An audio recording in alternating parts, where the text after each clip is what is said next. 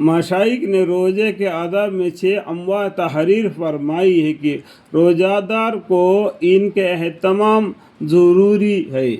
अव्वल निगाह की हिफाजत की, यानी रोज़े में पहले क्या है, अपने आँखों की यानी नज़र की हिफाजत, किसी महल जगह पर ना पड़े। हत्ता कि कहते हैं कि सुवाए बीवी पर भी शोहत की निगाह ना पड़े।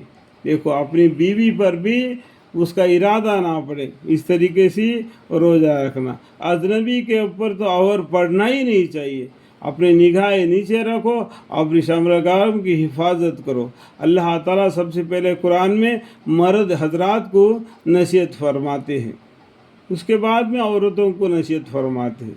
इस बात को समझो। फिर अजनबी का क्या जिक्र है, और इस तरह किसी लहू अलआब वगैरह नाजायज़ जगह ना पड़े। नबी अकरम सल्लल्लाहु अलैहि वसल्लम का इरशाद है कि निगाह इब्लिस के तीरों में से एक तीर है। निगाह क्या है? इब्लिस मतलब क्या है? शैतान है। शैतान के तीरों से एक तीर है कि अपना आंखों का नज़र का एक तीर के जैसा दूसरी औरत पर पड़ जाती है। जब उसमें उसका दिल में कुछ गलत ख्याल आ जाता है, ये भी रोज़ा के नुकसान कर देता है। जो शख्स इससे अल्लाह के खौफ को वजह से बच रहे, हक़ ताला शानो इसको ऐसा नूर ईमानी नसीब फरमाते हैं जिसको अलादत और लज्जत कुलूब में महसूस करता है। सोफिया ने बेमहल की तफसीर ये की है कि हर ऐसी चीज़ का देखना इसमें दाखिल है जो दिल को हक़ ताला जल्ल शानू से हटाकर किसी दूसरी तरफ मुतवज्जा कर दे। दूसरी चीज़ ज़बान की हिफाजत है। झूठ, चुगली खोरी, लघु बकवास, गिबत, बदगुआई, बदकलामी, झगड़ा वगैरह सब चीज़ें इसमें दाखिल है। ये सब चीज़ें रोज़ा को नुकसान पहुंचाने वाली है। बुखारी शरीफ की रिवायत में है कि रोज़ा आदमी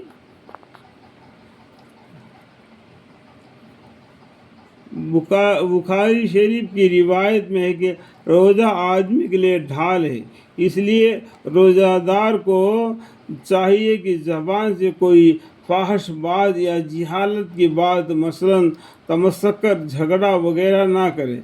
अगर कोई दूसरी जगह झगड़ने लगे तो कह दे कि मेरा रोज़ा है, यानी दूसरे की इब्तिदा करने पर भी इसे ना बचे। अगर वह समझने वाला हो तो इससे कह दे कि मेरा रोज़ा है, और अगर वह बेवकूफ़ नासमझ हो तो अपने दिल को समझा दे कि तेरा रोज़ा है।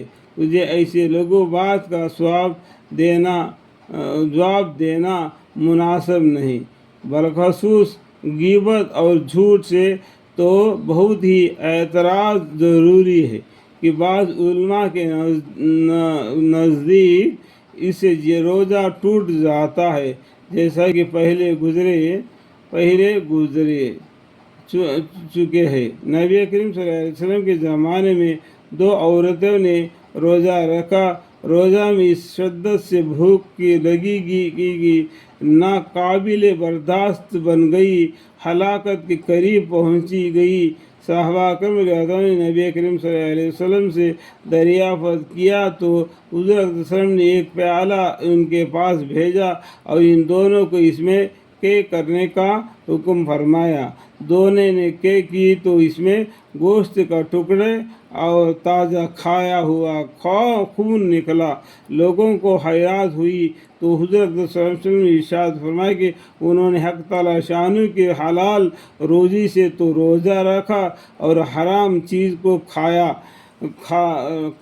खाया कि दोनों औरतें लोगों का गीबत करती है। इस हदीस में एक मज़मून और भी मुतासर होता है कि गीबत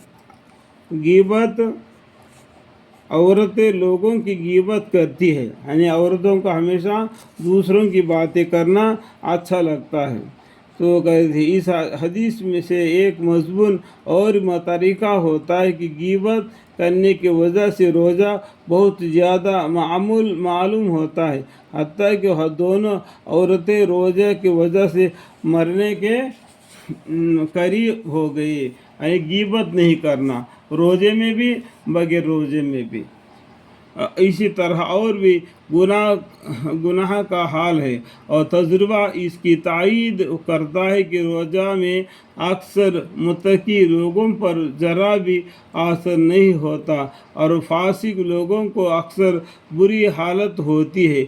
इसलिए अगर ये चाहिए कि रोज़ाना लगे, तब भी इसकी बेहतरी सूरत यह है कि गुनाहों से इस हालत में एतराज़ करे, बरखसूस ग़ीबत से जिसको लोगों ने रोज़ा काटने का मशगूल तजवीज़ कर रखा है।